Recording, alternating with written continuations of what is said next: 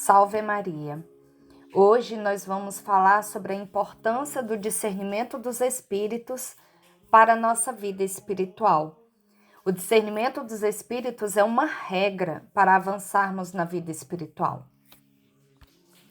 As regras para o discernimento dos espíritos são fundamentais na espiritualidade cristã, especialmente na tradição de Santo Inácio de Loyola. Elas visam identificar se os movimentos da alma, pensamentos e sentimentos vêm de Deus, bom espírito, ou do inimigo, mau espírito. Como agem na alma os espíritos? São duas as formas dos espíritos, tanto os bons quanto os maus, agirem na alma humana. A primeira, na ordem do entendimento, pelo qual somos levados a crer em algo, verdadeiro ou falso. E a segunda, na ordem da vontade, pelo qual somos levados a acolher ou rechaçar alguma coisa boa ou má. Pelo espírito bom, portanto, somos levados a crer na verdade e acolher o bem. Por conseguinte, pelo espírito mau, somos levados a crer na mentira e acolher o mal. Estes tópicos, chamados de regras inaciana, ajudam a identificar se os movimentos que ocorrem dentro do coração são influenciados por anjos bons ou maus. Enquanto estava prostrado por causa de uma lesão grave, Santo Inácio de Loyola começou a se perguntar sobre o estado de sua própria alma e os diferentes sentimentos que ele tinha ao tomar decisões. Em sua autobiografia, ele escreveu a seguinte revelação, em terceira pessoa. Mas não olhava nele, nem parava para ponderar esta diferença, até que certa vez se lhe abriram os olhos e começou a maravilhar-se com esta diversidade e a fazer reflexões sobre elas, tomando como experiência alguns pensamentos que o faziam triste e outros que o faziam alegre. Pouco a pouco foi conhecendo a diversidade dos espíritos que o agitavam, um do demônio, outro de Deus. Esta revelação acompanhou Santo Inácio de Loyola para o resto da vida e foi desenvolvida mais extensamente em seus exercícios espirituais, em que Santo Inácio oferece uma série de normas concretas para ajudar uma alma perturbada a discernir os movimentos ou moções do coração e saber se esses movimentos são influenciados por um espírito maligno ou benigno. Aqui estão as 8 regras para o discernimento dos espíritos de Santo Inácio de Loyola. Primeira regra. É próprio de Deus e de seus anjos, em suas moções, dar verdadeira alegria e gozo espiritual, tirando toda a tristeza e perturbação que o inimigo incute. Deste é próprio lutar contra esta alegria e consolação espiritual, aduzindo razões aparentes, sutilezas e frequentes ilusões. Segunda regra. É próprio unicamente de Deus, nosso Senhor, dar consolação à alma sem causa precedente, porque é próprio do Criador entrar, sair, causar nela moções, atraindo-a toda para o amor de sua divina majestade. Digo sem causa, isto é, sem nenhum prévio sentimento ou conhecimento de objeto algum de que provenha tal consolação, mediante atos seus de entendimento e vontade. Terceira regra. Com causa, podem consolar a alma tanto o bom anjo como o mal, para fins contrários. O bom anjo para proveito da alma, para que cresça e suba de bem a melhor. O mal, para o contrário, e posteriormente para arrastá-la à sua perversa intenção e malícia. Quarta regra. É próprio do anjo mau que se disfarça em anjo de luz, entrar no sentido da alma devota e sair no seu próprio, isto é, suscitar pensamentos bons e santos, conformes com a tal alma justa, e depois procurar pouco a pouco atingir seus objetivos, arrastando a alma a seus enganos secretos e perversas intenções. Quinta regra. Devemos atender muito ao decurso dos pensamentos. Se o princípio, o meio e o fim são todos bons, inclinados inteiramente para o bem, é sinal do bom anjo. Mas se o decurso dos pensamentos sugeridos termina em alguma coisa má, ou que distrai, ou que é menos boa do que a alma se propusera anteriormente fazer, ou enfraquece, ou inquieta, ou conturba a alma, tirando-lhe a paz, tranquilidade e quietude que antes possuía, então é sinal claro de que provém do mau espírito, inimigo de nosso proveito e salvação eterna. Sexta regra. Quando o inimigo de natureza humana for sentido e reconhecido por sua cauda de serpente e pelo fim mau a que induz, é útil para a pessoa que foi por ela tentada observar logo a sequência dos pensamentos bons que lhe trouxe o princípio deles e como pouco a pouco procurou fazê-la descer da suavidade e gozo espiritual em que se encontrava até levá-la à sua intenção depravada, para que, com essa experiência conhecida e notada, a pessoa se guarde para o futuro de seus costumeiros enganos. Sétima regra. Nos que progridem de bem para melhor, o bom anjo toca a alma de maneira doce, leve e suave, como a gota d'água que penetra numa esponja. O mal toca-a de modo agudo, com ruído e agitação, como a gota d'água que cai na pedra. Aos que vão de mal a pior, os mesmos espíritos os tocam de maneira inversa. A causa disso está em ser a disposição da alma contrária ou semelhante a estes anjos, pois quando é contrária, entram com estrépito e com sinais sensíveis perceptivelmente, e quando é semelhante, entram em silêncio, como em sua própria casa de porta aberta. Oitava regra. Quando a consolação é sem causa, embora não exista nela engano, por proceder unicamente de Deus nosso Senhor, como se disse, contudo a pessoa espiritual a quem Deus dá tal consolação deve com muita vigilância e atenção considerar e discernir o tempo propriamente dito da atual consolação, do tempo seguinte, em que a alma continua ardente e favorecida com o benefício, e remanescentes da consolação anterior, pois muitas vezes, neste segundo tempo, ela, julgando a partir de seus próprios hábitos e deduções dos conceitos e juízos, ou por efeito do bom ou do mau espírito, formula diversos propósitos e opiniões que não são dados imediatamente por Deus nosso Senhor. Por isso é necessário que sejam muito bem examinados antes de se lhes dar inteiro crédito ou de serem postos em prática. As regras são divididas em dois grupos principais nos exercícios espirituais de Santo Inácio. Primeira semana, para quem está em pecado ou busca conversão. Focam no combate às tentações básicas e na identificação da consolação e desolação. A ação do espírito mau. Em quem vive em pecado, ele facilita o prazer sensível para manter a pessoa no erro. Em quem busca a virtude, ele traz ansiedade, tristeza e obstáculos falsos para interromper o progresso. A ação do bom espírito. Em quem vive mal, ele pica a consciência com o remorso para levar à mudança. Em quem busca a Deus, ele dá coragem, força, lágrimas de devoção e paz. Consolação espiritual. Se dá quando a alma se inflama no amor de Deus e sente esperança e caridade. Regra de ouro. Nunca fazer mudanças de propósito ou decisão durante uma consolação, mas sim aproveitá-la para ganhar forças. Desolação espiritual. Escuridão da alma, falta de fé, preguiça e tristeza. Regra de ouro. Na desolação, nunca mudar uma decisão anterior, mas ser firme contra as sugestões do inimigo. Segunda semana, para quem busca maior perfeição. Tratam de tentações mais sutis, onde o mal pode se disfarçar de anjo de luz. O início, meio e fim. O bom espírito traz alegria e paz verdadeira do início ao fim.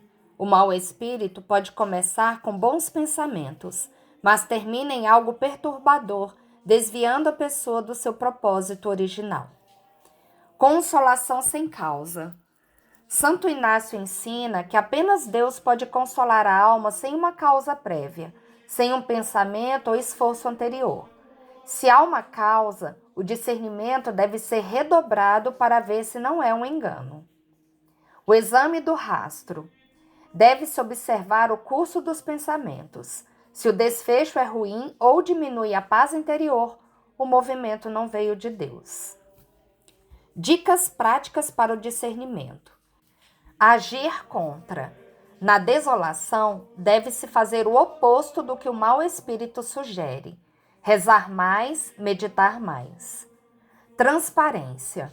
O mau espírito prefere o segredo. Deve-se, então, contar as tentações a um guia espiritual ou confessor. Isso quebra a força do inimigo. Vigilância. O inimigo ataca no ponto mais fraco, como um capitão que estuda as brechas de uma fortaleza. Regras elementares para o discernimento de espíritos e bom combate espiritual. A vida do ser humano é uma luta sobre a terra. Evangelho de João, capítulo 7. Antes de entrarmos no estudo das regras de discernimento do espírito, é importante entendermos que vivemos em constante combate espiritual, em disputa pelo tesouro mais precioso, nossa alma.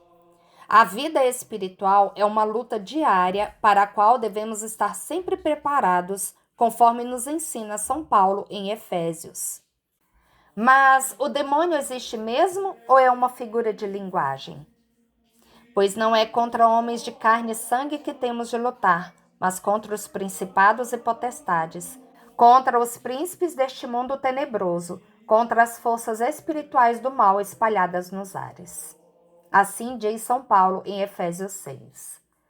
Essa é uma das grandes artimanhas utilizadas pelo inimigo de Deus e nosso, a conspiração do descaso. O que faz do diabo um grande perigo a ser enfrentado é a sua capacidade de se mimetizar, a inconstância que reforça o seu poder enganador. De fato, em cada época, há o diabo que corresponde melhor aos seus pesadelos. Bode maléfico, nuvem de cogumelo atômico, entre tantas outras imagens. Mas que o homem negue a existência do diabo é o sucesso mais estrepitoso do próprio diabo. Na memorável audiência de 15 de novembro de 1972, o Papa Paulo VI alude ao demônio ao recordar a dura e triste realidade daquela época italiana. Não quer dizer que todo pecado seja devido diretamente à ação diabólica, mas também é verdade que aquele que não vigia com certo rigor moral a si mesmo se expõe ao influxo do mysterium iniquitatis, ao qual São Paulo se refere, e que torna problemática a alternativa da nossa salvação. Como podemos então discernir entre esses espíritos? Existem regras para, de alguma maneira, se sentir e conhecer de quem procedem as moções interiores que afetam o nosso espírito, as regras inacianas, como já vimos.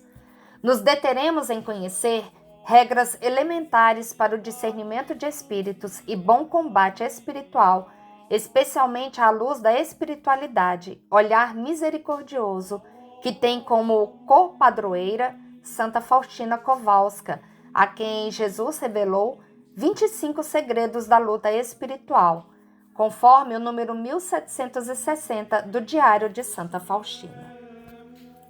Minha filha, quero instruir-te sobre a luta espiritual.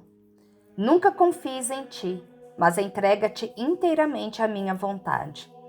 Na desolação, nas trevas e diversas dúvidas, recorre a mim e ao teu diretor espiritual. Ele te responderá sempre em meu nome. Não comeces a discutir com nenhuma tentação.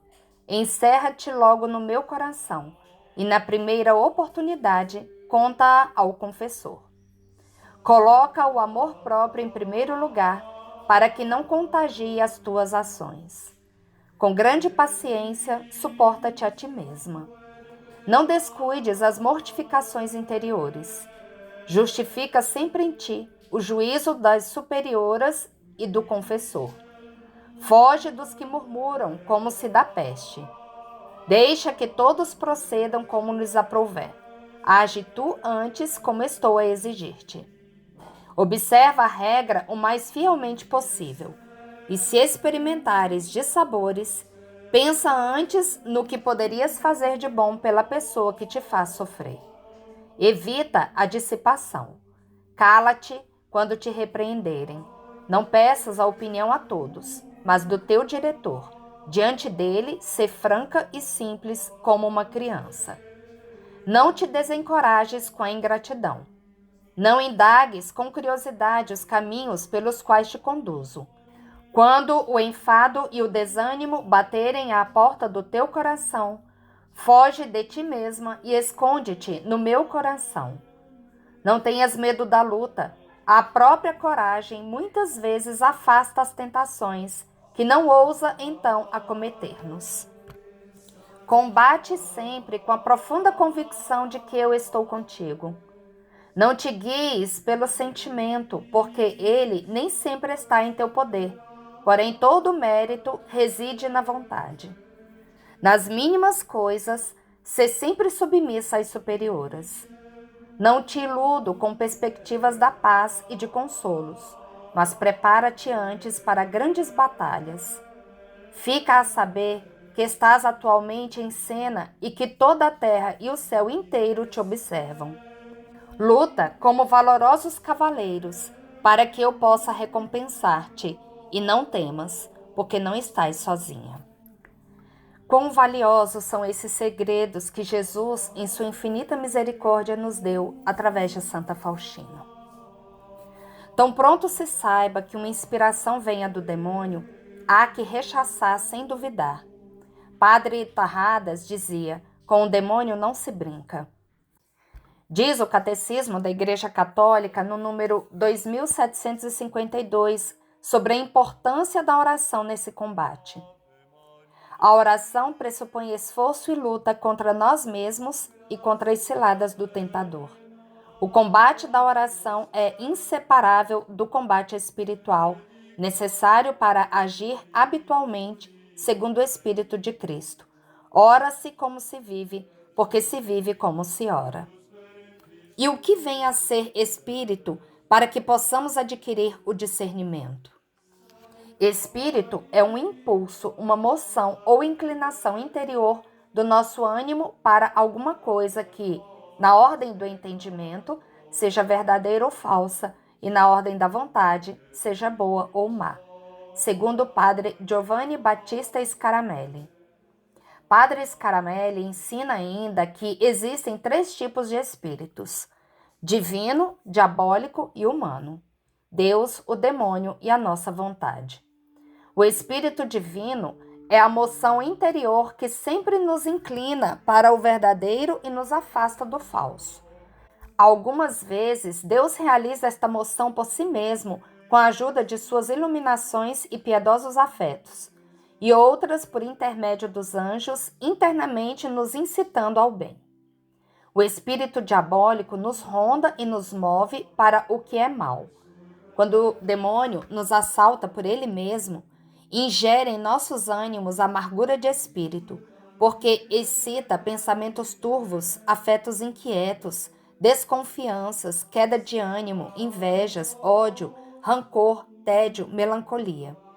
Já o espírito humano é uma inclinação da natureza humana, corrompida pelo pecado original, a aquelas coisas que são conforme o aproveitamento e benefício do corpo, vontade débil e fraca.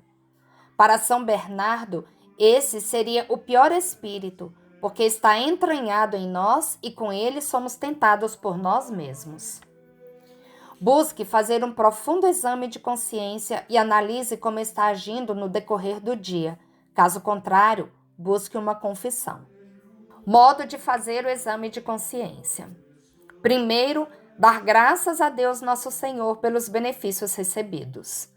Segundo, pedir graça para conhecer os pecados e libertar-se deles. Terceiro, pedir conta à alma, desde a hora em que se levantou até o exame presente, hora por hora ou período por período, primeiramente dos pensamentos, depois das palavras e depois das obras, pela mesma ordem que se disse no exame particular. Quarto, pedir perdão a Deus nosso Senhor das faltas. Quinto, propor emenda com sua graça. Como saber se é o Espírito Santo ou o demônio que está atuando, inspirando algo? Podemos saber fazendo duas análises, uma análise posterior aos fatos e outra análise anterior aos fatos. Para São Paulo, apóstolo, sempre será necessária a manifestação para depois ocorrer o discernimento, ou seja, a análise posterior aos fatos.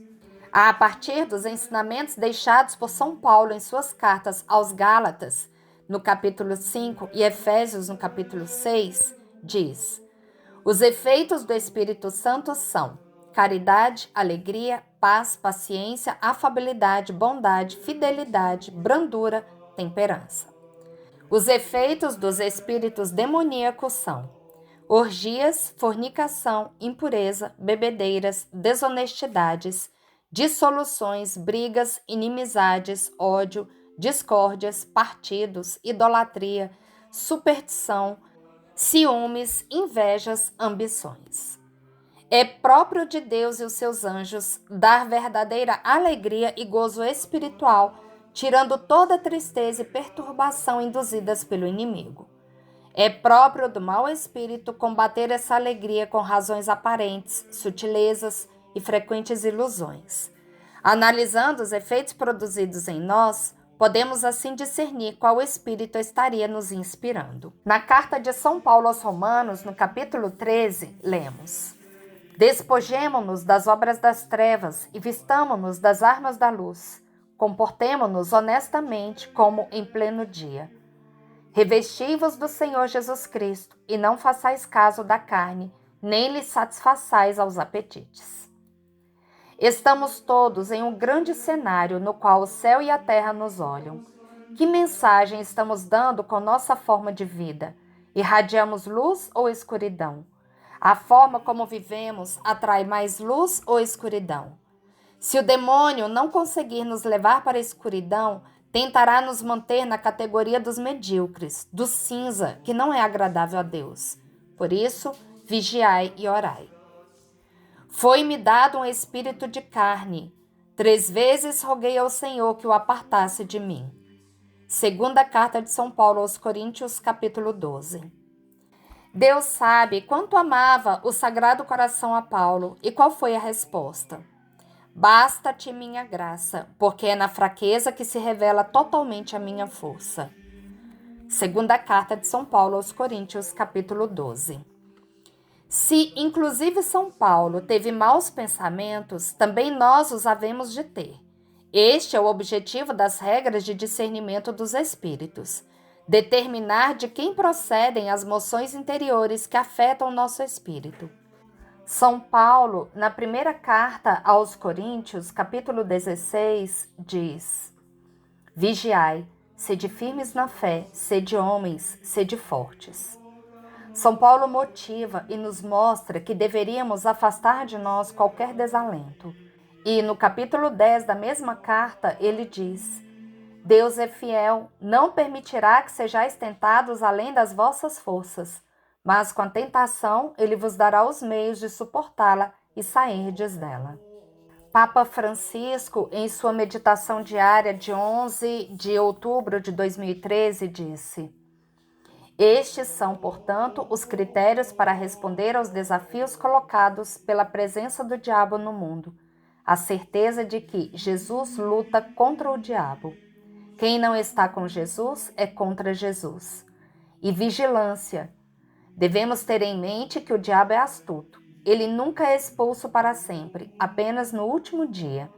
Porque quando o espírito impuro sai do homem, ele lembrou citando o Evangelho. Ele percorre lugares áridos, procura um lugar para descansar. E quando não o encontra, ele diz: voltarei para minha casa de onde saí. Ao retornar, é varrido e consertado. Então ele vai e toma outros 7 espíritos piores que ele e começa a morar lá. E o fim desse homem é pior que o começo. São Paulo utiliza uma alegoria de armas de ataque e defesa para referir-se às virtudes cristãs. Afinal, por acaso, a confirmação não nos torna soldados de Cristo? São Paulo, no último capítulo de sua carta aos Efésios, escreveu: Ficai alerta, às cinturas cingidos com a verdade, o corpo vestido com a couraça da justiça e os pés calçados de prontidão para anunciar o evangelho da paz. Sobretudo, embraçai o escudo da fé, com que possais apagar todos os dardos inflamados do maligno. Tomai, enfim, o capacete da salvação e a espada do Espírito, isto é, a palavra de Deus.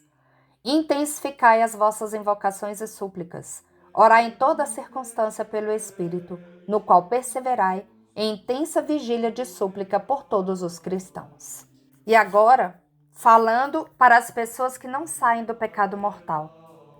Dessas, falamos das almas que se encontram no vício e se permitem, apesar da plena consciência, consentir no pecado grave. O pecado mortal destrói a caridade no coração do homem por uma infração grave da lei de Deus, conforme o Catecismo da Igreja Católica, número 1855.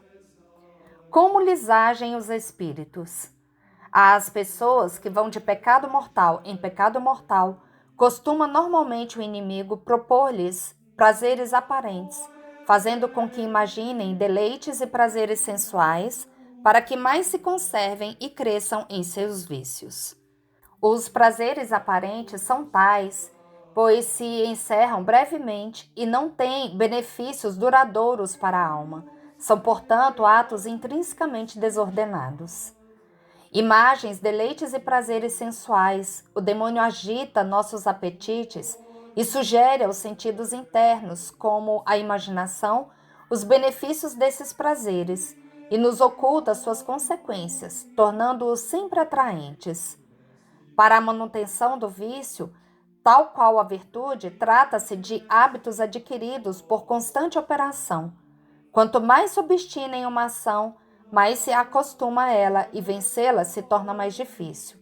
É comum a alma obstinada ao pecado começar a encontrar conforto em seus erros ou acostumar-se a eles e justificar suas ações. Como vencê-lo? É comum o espírito mau encher a alma de confiança na hora do pecado e depois lhe tirar qualquer esperança na misericórdia. O salário do pecado mortal é, portanto, o constante remorso de consciência ou uma descrença definitiva em Deus. Seja como for, lembra-te de que deves morrer e não sabes quando. Como seria triste a morte se então te encontrasses em pecado mortal. Disse Santa Catarina de Siena. Depois lembrar-se que Deus é misericordioso e buscar sem demora a confissão sacramental, pela qual é restituída à alma a caridade perdida, a capacidade de unir-se a Deus e ouvir sua voz, conforme o Diário de Santa Faustina. Para as pessoas que trabalham fortemente para não cair no pecado mortal. Dessas, falamos das almas que já se encontram em batalha e rejeitam o pecado como hábito. No entanto, ainda carregam consigo apetites e paixões desordenadas e carência de virtudes, instrumentos usados pelo demônio como perturbação. A elas, quais sinais importantes deixados por cada espírito? É próprio do espírito mau causar tristeza e remorso de consciência, levantar obstáculos e perturbá-las com falsas razões para deter seu progresso. Quando, porém, nos aborda por meio de seus ministros, como a carne e o mundo, imprime em nós espírito doce, mas falaz e lisonjeiro, já que desperta em nosso ânimo espécies e desejos gostosos de prazeres, de honras, de proeminências, que depois deságua numa verdadeira infelicidade temporal e eterna. Padre Escaramelli, Discernimento dos Espíritos. Consequências ou sinais na alma: tristeza, tribulações na consciência ou escrúpulos, obstáculos, falsos ou desnecessários, brigas, falsos raciocínios, desânimo. É próprio do espírito bom dar coragem, forças, consolações e lágrimas, paz, facilitando-lhes o caminho e desembaraçando-o de todos os obstáculos para as fazer avançar na prática do bem. O Espírito Divino impulsiona a alma sempre ao progresso espiritual, ao abandono dos vícios e à conquista de virtudes. São os sinais do Espírito de Deus a estabilidade ou manutenção do estado de graça e a felicidade. Diante dessas duas regras no discernimento dos espíritos de Santo Inácio de Loyola, ficam algumas reflexões. Sou capaz de me manter unido a Deus ao longo do dia? Verificar em meu exame de consciência diário, sinceramente, em qual estado me encontro, obstinação no pecado mortal ou na batalha contra ele. Acrescentar ao exame em que ânimo de espírito me encontro, tribulação ou paz, felicidade ou tristeza, falsos raciocínios ou reta razão. E se minhas ações estão de acordo com a verdade e o bem ensinados pela Igreja e por seus santos. Padre Giovanni Battista Scaramelli. O inimigo de Deus se enfraquece quando nos exercitamos espiritualmente e enfrentamos as tentações.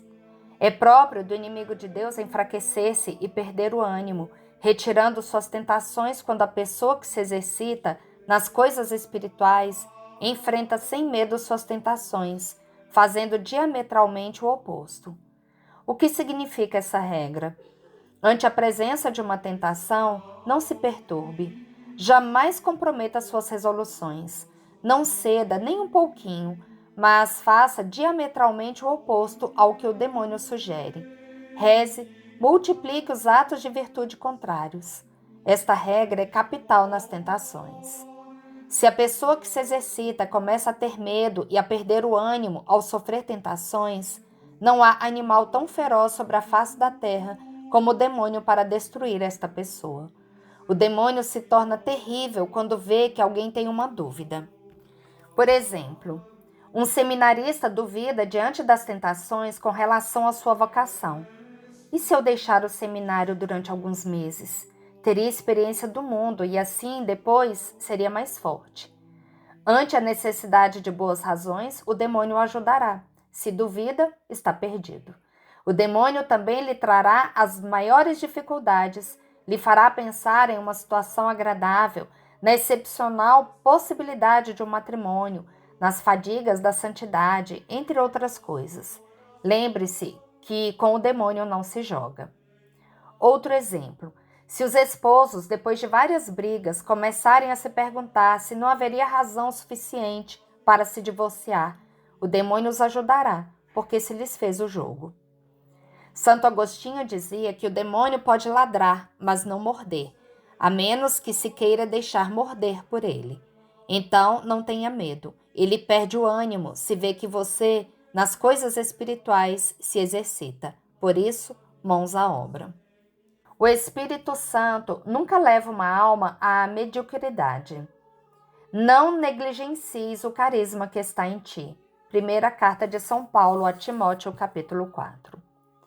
Se a alma está sendo medíocre na entrega ao que prometeu a Deus, não há bases sólidas para um bom discernimento.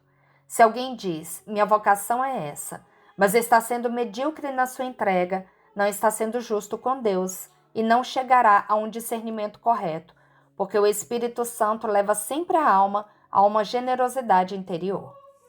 Se outro está sendo medíocre, deixando de participar das santas missas aos domingos e deixando de cumprir os mandamentos de Deus, não poderá dizer, não tenho tal vocação. Não, na verdade, estará perdendo sua vocação, isto sim. Quantos sacerdotes, religiosos, famílias já perderam sua vocação por isso, porque na mediocridade resolveram dar um passo em direção a abandonar a vocação. Você já deve ter se dado conta de que depois de haver passado 2 horas na frente da televisão, ou simplesmente por haver omitido sua leitura espiritual à noite, na manhã seguinte houve aridez na sua oração. Preste atenção e não comece outra vez. Sigamos então esses 4 passos. Primeiro passo, verifique sua vida de oração. Busque identificar seus pecados rotineiros e se está vivendo na mediocridade das promessas batismais que fez a Deus. Segundo passo, identifique em quais momentos está sofrendo tentação e se há alguma relação entre esses momentos e as brechas identificadas no passo anterior. Terceiro passo, Consciente das suas fragilidades e dos esforços necessários ao combate das tentações, ante a presença de uma tentação, exercite-se ainda mais nas suas resoluções, na vivência de práticas de piedade, nas virtudes, entre outras. Quarto passo: siga firme, não desista. Pratique um exame de consciência habitualmente, fortalecendo-se para o combate. E para finalizar, vigie para saber quais influências têm orientado suas ações. Peça a Deus incessantemente a luz do discernimento, porque os pensamentos e afetos mortais são incertos e muito duvidosos. E só por Deus, que vê o íntimo dos corações, é que se compreende nossos espíritos. Medite em cima da passagem de Gálatas, capítulo 5, versículos de 17 a 23. Santo Inácio de Loyola propôs um exame de consciência diário para vigiarmos e sabermos quais influências têm orientado as nossas ações. No próximo vídeo, disponibilizarei o exercício do exame de consciência conforme Santo Inácio de Loyola. Peçamos a Deus incessantemente a luz do discernimento, porque os pensamentos e afetos mortais são incertos e muito. Tudo por Jesus, nada sem Maria. Oremos. Alma de Cristo, santificai-me. Corpo de Cristo, salvai-me. Sangue de Cristo, inebriai-me. Água do lado de Cristo, lavai-me. Paixão de Cristo, confortai-me. Ó bom Jesus, ouvi-me. Dentro de vossas chagas, escondei-me. Não permitais que eu me separe de vós. Do espírito maligno, defendei-me. Na hora da minha morte, chamai-me e mandai-me ir para vós, para que com os vossos santos vos louve por todos os séculos dos séculos. Amém.